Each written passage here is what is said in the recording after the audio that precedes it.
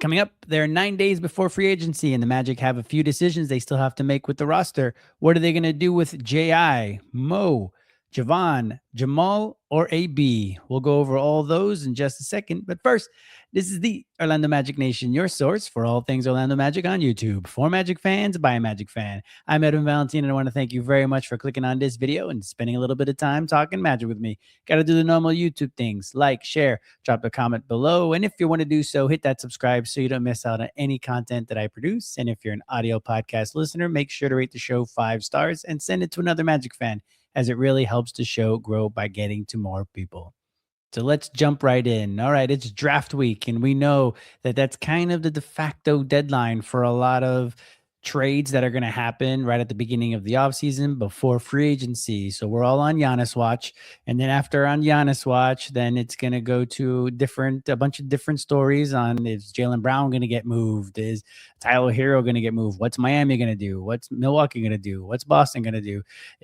What's OKC going to do with some of their team options that they have? So there's a lot of things that are going to be going up. And while the Magic are kind of, as always, running under the radar right now, especially with such a disappointing end to their season in the first round, the decisions still have to be made, right? So as I've talked about multiple times already, the Magic right now, if they don't do anything to their roster, they're about $3.6 million under the second apron. So really at this point, what we need to better understand are what are the ways the Magic are going to be able to free up a little bit more money, because if the Magic wait until July 1st to actually do some trades, by then they're technically going to be a first apron team, because once we go into the fiscal year of 26-27, they will be over the first apron. Like I said, they're only 3.6 under the second apron. So that means they're a first apron team. And being a first apron team, that means you can't take back any more money in a trade.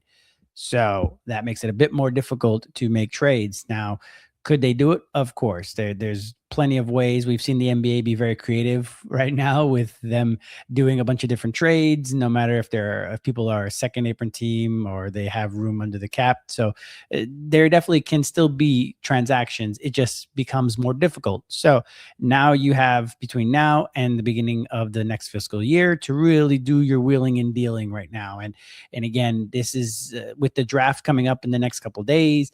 That is something that kind of puts the fire under a lot of teams to actually make those trades, so that if a team is bringing in some draft capital, that they're going to be able to make the choices for those draft picks. So I think that's the thing. Now the Magic really aren't going to worry about that unless there's some trade that they're going to be offloading one of our players to be getting back draft capital, because right now the Magic only draft pick is 46. So it's the second day of the draft. So right now they're not really worrying about that all that much. What they need to be doing is finding a way to get under the aprons. So once they get under the aprons, then they have a few more things that they can do to really help reshape more the bench, I would say, because I really don't see the Magic doing any huge trades for the starters. As if you've been on this channel for a while, you'll see that I've done a bunch of different videos on possible upgrades for Jalen Suggs on the offensive end. We're always going to lose out on the defensive end, really, with anybody when it comes to Jalen. But on the offensive end, especially because in the playoffs, the 2 times he's been there, he's really performed poorly later on in the series, and that's the first round. Once we get to conference finals, there's just going to be so much more pressure, and with his energy, hopefully it'll get better, but right now we don't have any evidence that would suggest that would be the case. So if there was going to be 1 or 2 players that would be moved, it would likely be a Jalen or a Wendell if you're going to try to make a big impact on this team. Realistically, I see Goga likely being the one that gets traded, just because the league always needs big men, and Goga has shown the ability to be a rim runner and someone who can block shots. To some people online or that watch these videos, he hasn't done enough, which is fair. I think if you gave him a little bit more responsibility, he would actually do better, but hey, to each their own. So if they were Magic, we're going to do big trades, it would likely be Jalen or Wendell.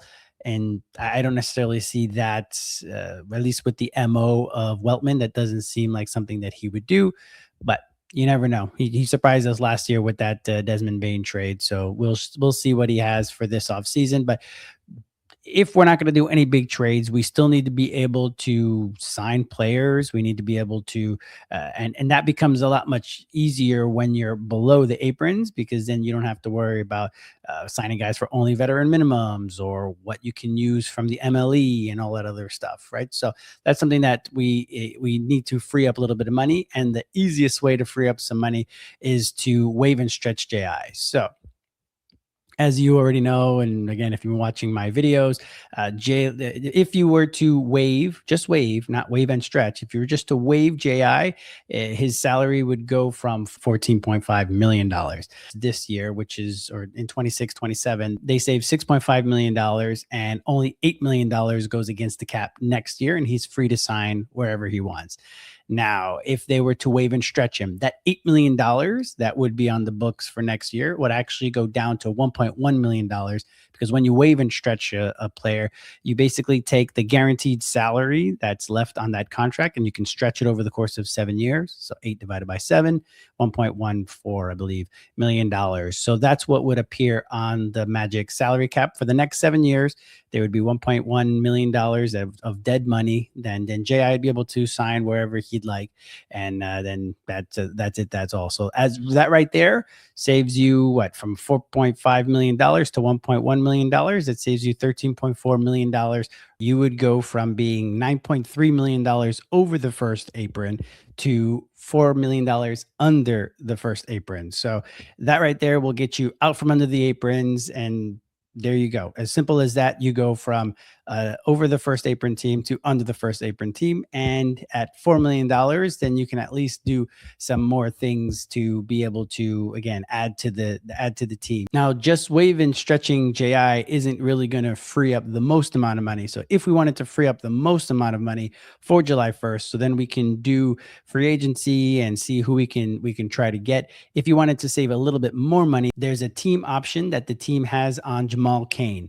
Now, that Jamal Cain team option is for $2.58 million. Now, that money right there, if you take that money off as well, that brings you up to about $6.5 million under the first apron. So that's enough for you to be able to fit a mid-level exemption right there. So that's something, because the mid-level this year is going to be about $6 million, because we're over the tax. So there is a non-taxpayer mid-level, which is more money, but really we're going to be a tax team moving forward. If you saw my videos during the season and during the last trade deadline, I talked about tax a lot because the Magic didn't want to go into the tax just yet.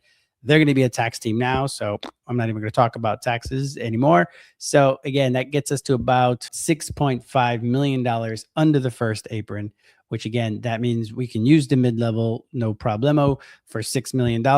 Then that right there will be able to hopefully add a better player, because we need to bring in shooting. So yes, it'd be great if we were to bring in vet minimums of, Tim Hardaway on a vet minimum or Anthony Simons on a vet minimum. Like those, that's not likely, because those guys were making more money than that, of course. Now, there are going to be a lot of guys that are going to have to start understanding that at the level they are in their career, they're going to have to start taking the vet minimums. But I don't think, especially a player like Anthony Simons, who was making over $25 million a year, even for him to take the mid-level down to 6, basically, that's just going to be a big, huge hit to him. I doubt we'll be able to get a player like that for that amount of money. Now, we could probably get maybe 2 shooters for that amount of money. And I think that's where the Magic really need to start trying to be creative and using different parts of the mid-level to be able to get a shooter in. We could do that, or we could, again, try to use that $6 million to try to get somebody that maybe is coming down in salary. So that would be maybe like a Kevin Huerter type of person who can shoot, but maybe really isn't one of those people that is going to be all that helpful in the playoffs, as we saw with he was on Detroit this past playoff series, and we didn't see him really on the court, and obviously we played Detroit. So that's one of those that type of players that would be good for the regular season, but once we get to the postseason, may not be the option. Now, there could be like a Trent Jr. from Milwaukee. We might be able to try to snatch him if Milwaukee was going to be trying to kind of blow it up and they wanted to get rid of some of their older assets. Then maybe we can find a way to be able to bring him in. So there's a few different things that we can do with that mid-level, but ultimately those are the two big ways that we can free up some money by waiving stretching JI as well as declining the team option for Jamal Cain. Now, what are we going to do with our free agents? So we have 3 free agents. We have Moe, Jet, and Jevon. Jet, we pretty much know the way the Magic feel about him. They declined his 4th-year option, so likely Jet is going to be going to another team. Hopefully he gets a bit of an opportunity, because I think if he had a defined role on a team that maybe isn't trying to win, then I think he could just really finally find himself, get into a rhythm by getting more reps throughout a game instead of just kind of coming in for a few minutes at a time. And then if he makes a mistake on the defensive end, then he gets yanked. So I still am a believer a bit in Jet. Now, he's going to be gone. He's not going to be on this team anymore. But what are we going to do with Jevon, and what are we going to do with Moe? With Jevon, at this point, we don't really know how much we're really going to get from him. Now, his salary last year before getting waived was $6.8 million. He ended up getting waived. The Magic were able to pick him up for the cheap for the rest of the year. Do the Magic want to pay him the vet minimum? If it's a vet minimum, then I'm okay with him being a presence in the on the bench that's able to actually be that veteran presence. At being 30 years old, he's an old man for this team, basically. So I think that might be the best we could offer him, really, especially with the crunch that we're in right now financially.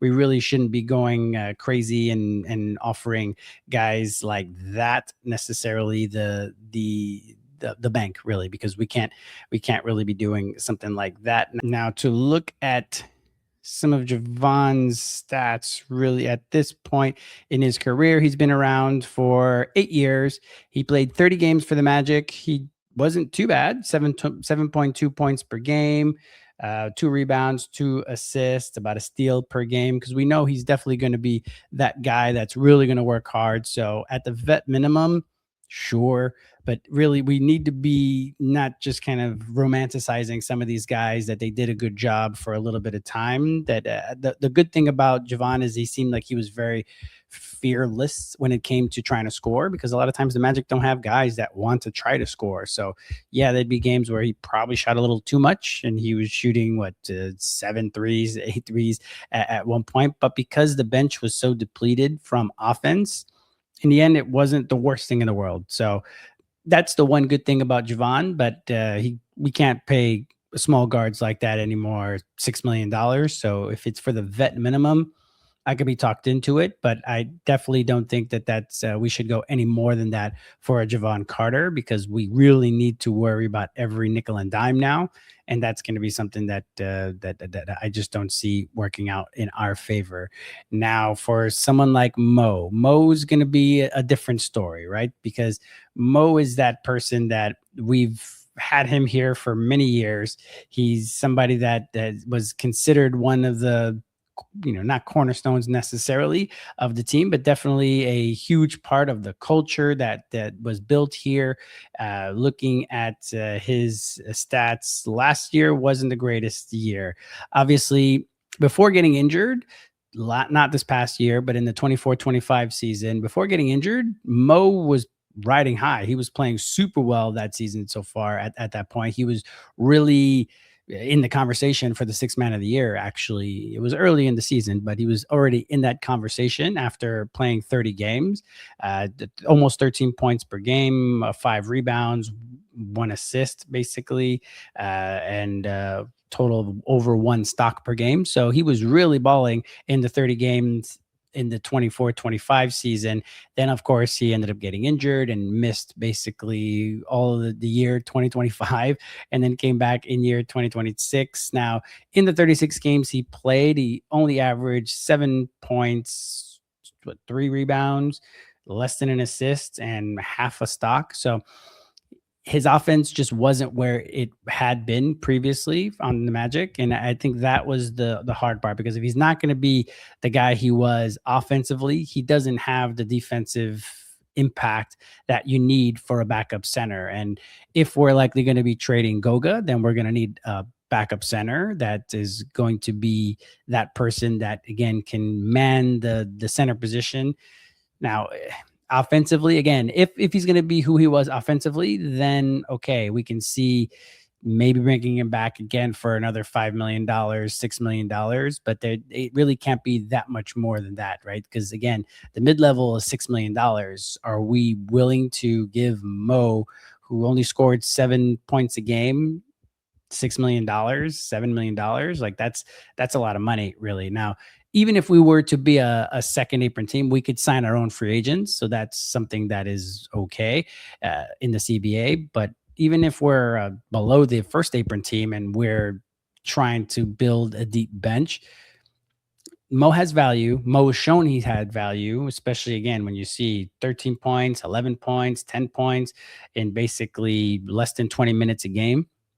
So he's been instant offense. So we can give him a pass theoretically for the 36 games this year where he really fell out of the rotation because he wasn't even hitting his layups, because he was kind of hot from three in the year that he was a six-man candidate. And last year that wasn't happening, and he just didn't have any lift. He just didn't have the Moe sense that we were so used to, right? And that is not something that, again, we can really just pay for vibes. That's not really at this point where we can be, because that's just the reality of the situation. The Magic need to worry about every transaction now.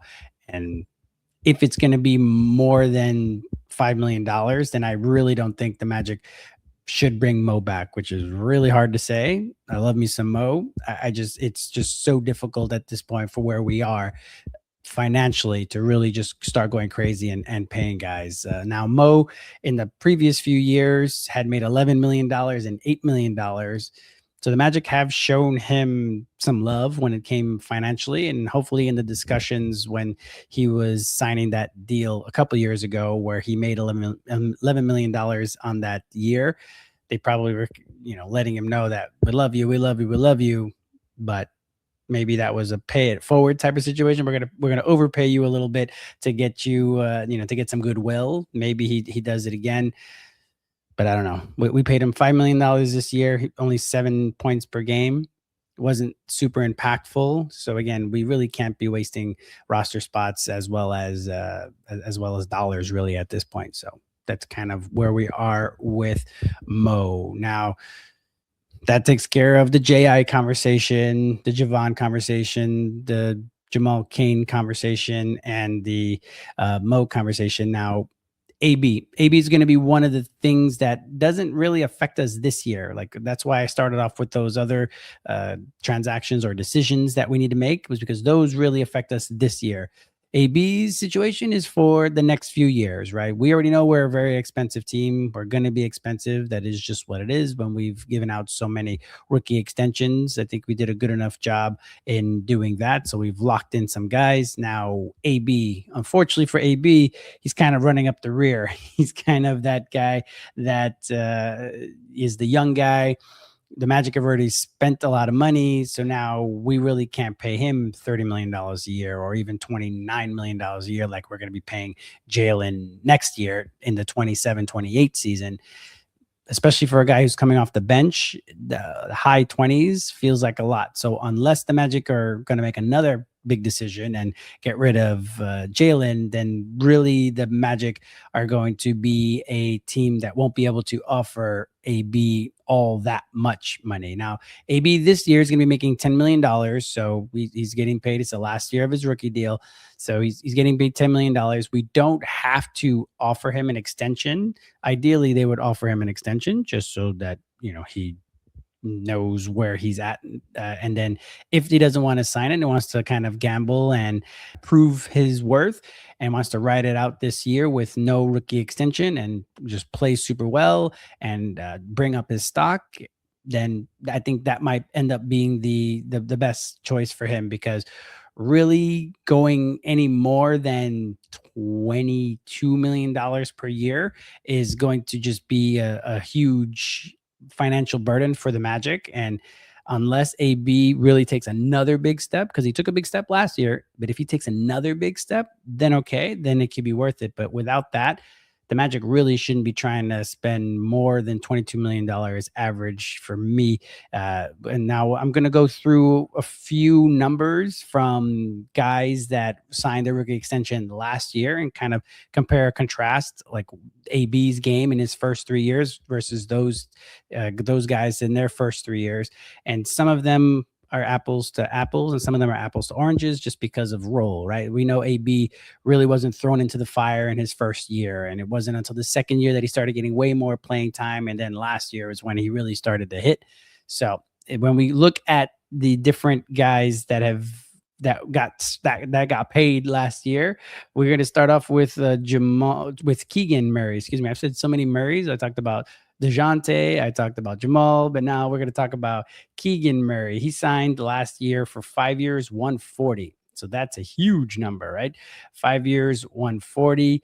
That's just something that we really shouldn't even think to try to talk about at all when it comes to type of money for AB. But if you look at the comparison between the two of them in their first 3 years, Keegan played more. Again, his role is different in Sacramento. We already know that they haven't been good for a couple of years now, so he's just kind of been thrown out there for him to play. He's averaging 13, 6, and 1 in his first 3 years, about 1.6 stocks, 45 field goal. His percentage from the field is 45%, 37% from three, 81% from the free throw line. Effective field goal, 56%.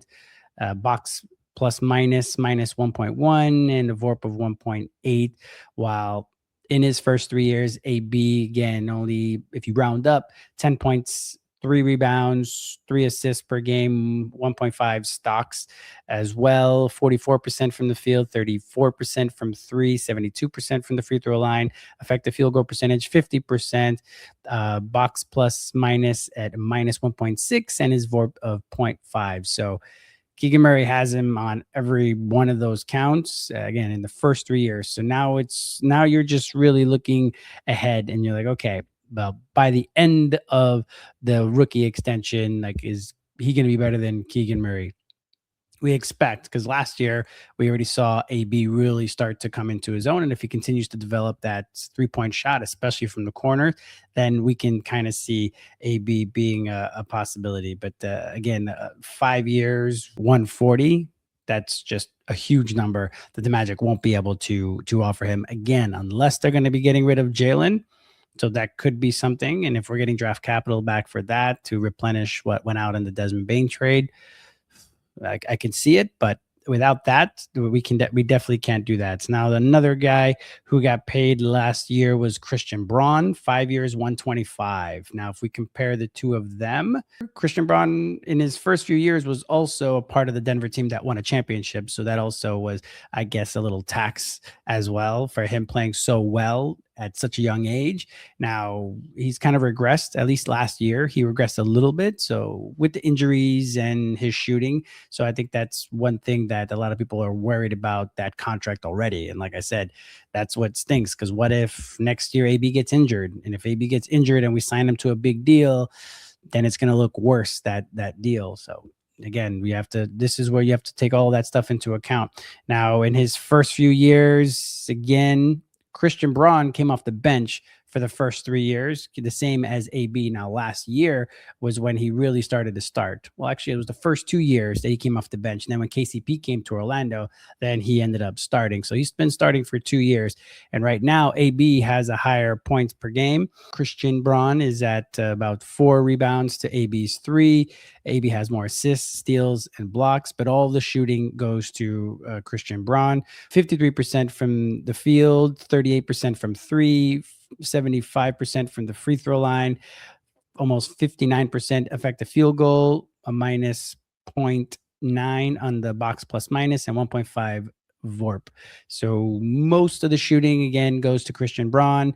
He's not the defender that AB is, but on that team, on the Denver team, he's like one of their better defenders. Unfortunately, he ends up having to be the guy that's guarding the primary ball handlers, and that he gets a lot of the big assignments. So we'll see on that. But 5 for 125, is scary. And again, that's the concern. Now, again, the Magic don't have to sign AB now. They can wait. They can wait till he has one more really good year to kind of have the proof of concept and be like, all right, he is that guy and he is here. Then okay, then you pay him. Then you may have to pay a little extra next year on that one. Now, the ones that for me that signed last year that are more comparable to something that could be more palatable is Jabari Smith's 5 for 122. Now, again, that feels a little too rich for my blood as well. But if you're looking at the two, again, statistically, Jabari Smith, 13 points a game, 8 rebounds if you round up, 1.3 assists. So again, AB has him on assists and steals. Field goal percentage also goes to AB, oddly enough, at 44% to 43% for Jabari Smith Jr. Remember when they wanted to have him at the number 1 pick for Orlando? Then he is only at about 34%. Jabari Smith is 34% from 3, 81% from the free throw line, 51% from the field. All three of those are better than where AB is now, but not by much, really. The blocks plus minus actually goes to AB, and the VORP is tied. So I think that one, if you're looking at statistically, that's a little bit more the range that we're looking at. And again, 5 for 122 is still pretty close to the 5 for 125. So it's not that much of a difference, but still, you still are saving every dollar is going to count for the Magic moving forward. So that's an average annual salary of about $24 million. So I think that right there is the thing to be more cognizant of. We really should be trying to keep it under 25.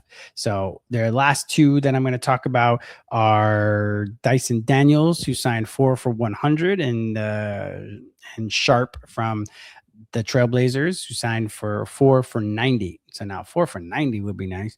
But if we're looking at Dyson's numbers, again, mostly Dyson has AB, but again, Dyson really wasn't coming off the bench as much. So he's a starter, and hasn't really done that much more offensively than AB. Obviously, he was an all defensive player, so that's more where his value lies. And $25 million for a mostly defensive player, that feels a bit rich for my blood. So hopefully he's able to improve. Well, not hopefully too good, because he's in our division and we don't really want Dyson to get all that good. But really, if we're looking at the shooting, the field goal percentage, because he's not shooting from the outside very much for Dyson, is 47%. He only shoots 32%, 33 if you round up, from 3-point line, 61% from the free throw line. His effective field goal percentage is higher. Again, he's not shooting a lot of threes at 52%. His box plus minus is 0.5, and his VORP is 3.2. So that is where he's really showing his value with not much offensively, only averaging about 8 points per game, 5 rebounds, 3 assists, and he has almost 2 stocks per game to AB's 1.5. So again, if we can keep it under 25, 4 for 100 obviously is $25 million a year. That's a lot for a bench player, right? All these other guys are starting. AB is going to be a bench player unless we get rid of Jalen. So the last one we're going to look at again was 4 for 90 for Sharp on the Trailblazers. So he's been out injured more than AB has been in his first 3 years. So I guess that's also why he ended up getting a bit of a discount, or they ended up getting a bit of a discount in Portland. But he's a better scorer, 14.3 points per game in his first 3 years, 4 rebounds, 2 assists, and 1 stock per game. The field goal percentage, 45% if you round up, 33% from 3. So AB has him on that by a few point percentages. So the free throws, he's at 78% and 52% effective field goal percentage. So I think that in that respect, it's not all that great, the numbers for him, but it is still a lot of potential, and a lot of people, I guess, are hoping for the potential to show itself when it comes to Shaedon Sharpe. Now that's going to be something that the Trailblazers are going to be holding their breath to see, because he has been pretty injured over the course of his first 3 years, and last year I don't think he was the healthiest either. So a lot of that stuff is what comes into play when it comes to signing these guys to rookie extensions. It's all about looking forward and just wondering and hoping what this player is going to be in the future. So are the Magic going to see him as a starter? That means they're going to have to get off of either Desmond or Jalen. I keep talking about Jalen, but they would have to get off of either one of the two guards. So is he going to be that? Is it going to be our super sub slash fill-in starter when our guys inevitably get injured? The teams now have to have multiple guys that are going to be able to start or come off the bench, or especially their bench players are going to have to be able to start, because as we see, the season is going to stay 82 games, as much as we want to complain, and we're going to need depth all over the place. So at least AB could show his value in that way. And we saw when he started this year, he played better before his injury. Then when he came back in the playoffs, he didn't play all that well. So he hasn't played well in the playoffs either. So again, everything has to be geared towards the playoffs, as well as worrying about the money, because it just affects the way we have to construct the different levers we have to construct the roster. So again, that's why I talk about the finances so much, because it's not just about, oh, we're going to do this and buy this and buy this player and buy this player. That's just not the reality of the situation. So those are the key things that the Magic are going to have to decide on. So I guess ultimately the big choice is going to be, what are they going to be doing with AB? But again, that's a future thing, and that's probably going to be the thing that gets the most news. It's especially any time someone gets their rookie extension, that ends up being the big news of the day. Like, okay, this guy signed a rookie extension. So there were 9 rookie extensions signed last year. So we'll see how many we end up with this year, with us basically having to worry about AB. Will AB not give us a discount? But there, of course, they should ask for all they should ask, right? I'm not going to try to get into his pockets and have to, please give us a discount. He should try to get as much money as he possibly can, because the careers can be short in the NBA. So hopefully he gets paid, a fair amount. But hopefully they're being reasonable about it, because as of this point, he's shown his value by being someone that could come and help out and start. But he's at this point still a sixth man. So he hasn't done all that much in the NBA as of yet. So to try to ask for the max, like that would just be something that, of course, they have the right to ask. But I just don't think it's something that the Magic definitely can't sustain, having another max guy anyway. So we'll see. So I think if I were a betting man, I would think that AB likely will not sign a rookie extension, unless for whatever reason they're going to not be looking for $30 million a year or something like that. I don't know how many teams are going to have cap space next season, the off season of 2027. But if I were him, I'd probably bet on myself as well and see play out this year, see how it goes, and then move forward from there. But this is a thing for the future. But for this year, we have to waive and stretch JI. Unfortunately, that's just the reality of the situation. If we're going to be able to free up any money, it's going to have to be waive and stretching JI. And, we'll do a "We Love You, JI" video to appreciate his time in Orlando. But unfortunately, that his time has come to an end, especially for financial reasons. He has to be the one to waive and stretch. Then the big thing is, what do we do with the team option on Jamal Cain? I suspect they will decline it, just so that then they have a little bit more space to be able to do whatever other things they want to do. And then they can still bring him back on the vet minimum, which is basically the same amount of what he's currently signed. And it's just kind of a maneuvering thing to get ready for July 1st. So they'll likely they'll decline the option and then try to bring him back if that's who they want to kind of fill in the roster again as a end of the bench type of player. If they bring back Jevon Carter, that's likely what he will be as well. End of the bench, $2.5 million vet minimum. That's it. That's all. So then it's going to be Moe, and that's going to be, I think, one of the tougher decisions. Are they going to bring Moe back? If they are, they can't pay that much more than vet minimum. He really shouldn't put any part of their mid-level for him. That's just not where he has been, again, unless they're going to give him the benefit of the doubt for his injuries. But I don't know. For me, that I don't want to see Mo on another team, but I don't see him getting that much better. He might have hit his peak at the beginning of last season, the 24-25 season. And if he's willing to come back for $5 million again next year, then okay, that I can stomach that, especially if hopefully he gets back to being the 6 man of the year candidate and helping our bench score. Otherwise, another 1 year deal for $5 million. That's what I would offer, and then we would see if he were to take that or not, especially with where we are, and that's that. So I'll probably do another video coming up about different targets that we can look for in free agency, what kind of bargain bin type guys we can do. But again, uh, those guys are what can win you series in the playoffs, as we've seen with Shamit and we've seen Clarkson play pretty well for New York. Like there's plenty of guys out there that can be of assistance, even on the vet minimum, but or a little bit more than the vet minimum. But with us being able to have the mid level, I think there are a few other guys that we should be able to target, especially for more shooting, because that's what we need more than anything. So, as always, drop a comment below. Let me know, what would you do with those 5 guys or those 5 decisions? How much are you going to offer AB? How much do you think he'll sign for if we do sign him to the rookie extension? How much would you offer Mo? Would you bring back Jevon? Would you pick up the option for Jamal Cain, or at least sign him back for a vet minimum next year? And what would you do with JI? Would you keep him?